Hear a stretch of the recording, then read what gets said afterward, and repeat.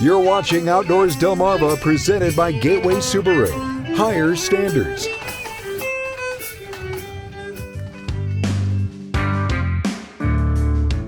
Much like you can't answer a phone call with a soup can and a string, you can't answer the call of the wild without the right equipment. That's where Jesse Baird of piney-neck-game-calls comes in.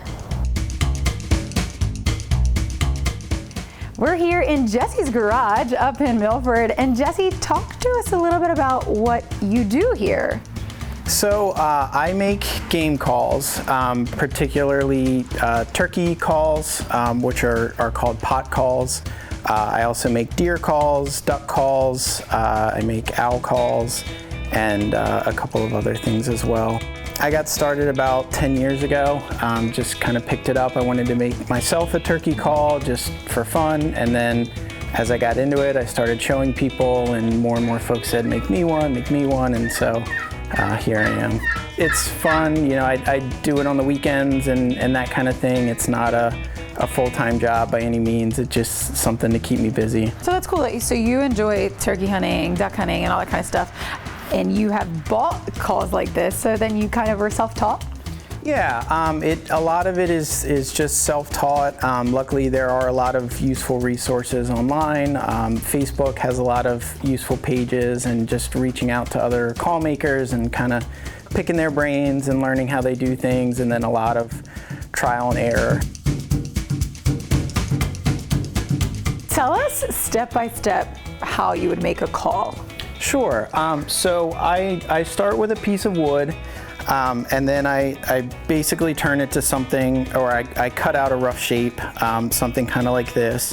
And then I drill out holes that are lined up on the bottom of the call using a drill press.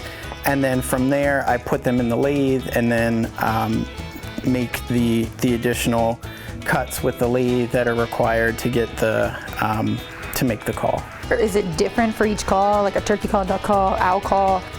Yeah, so every measurement is different, and the more I learn that a minor change can make a really big difference in a call. So you have to have your measurements relatively precise, particularly with turkey calls and with duck calls. If you're off by a little bit, you can really affect the overall sound and the overall quality. Now, there's different colors here, right? Different stains, it's all that depending on like what the person would want, that would like want a call from you, or? Yeah, so I use different kinds of wood. I also use different finishes. So a lot of times when you're hunting, especially turkey hunting, you want to be concealed, so you don't really want a bright, flashy finish.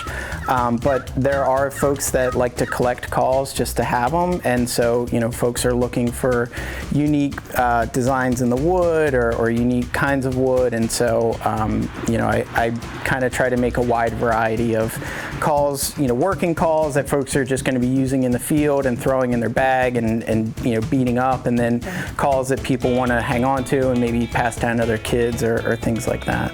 So how long does it take kind of from start to finish to make one of these? So I try to do a number of calls all at the same time. I would say a turkey call is anywhere from 2 to 4 hours. A deer call is probably going to be 2 or 3 hours. A duck call is probably 2 to 3 hours, but you spend a lot of time fine-tuning those, so you can really go back and forth on a duck call and sink a lot of time into one of those. You'll see Jesse at the DSN Outdoors Expo next month. We'll give you more details about that at the end of the show. We'll indulge in some other sweet sounds in this week's Remembering Scorchy Taws when Outdoors Delmarva returns.